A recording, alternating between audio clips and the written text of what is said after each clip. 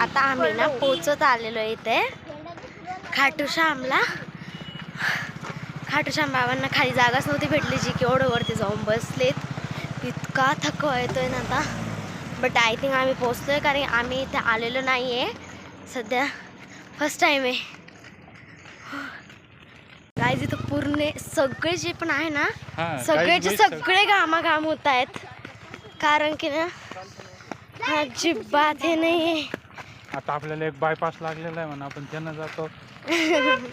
आणि ना इथे एक तळ आहे, आपण त्या तळामध्ये पण जाणार आहे पाय धुवायला. पण मग इथे चांगले चांगले माणसं थकणार आहे बरं. गॉड वरती नाही आहे, पण मग दुरी याची ना खूप आहे, आती दुरी याची खूप. हो मी तर थकली.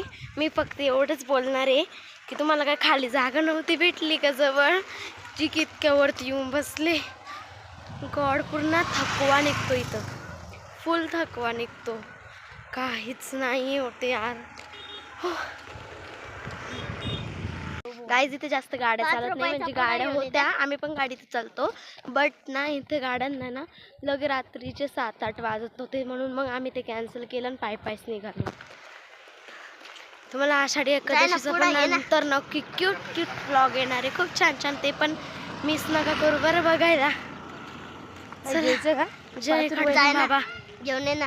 इथे ना तो दर्शन गेलेला आहे हे आणण्यासाठी, चॉयमीन आणण्यासाठी. माझ्या फक्त फोनची 20%च बॅटरी, तरी पण मग मी हे करतेय. तू म्हणतोय रेसिंग लावू, बट मी खरंच खूप थकली आहे आणि हे ना खूप वरती.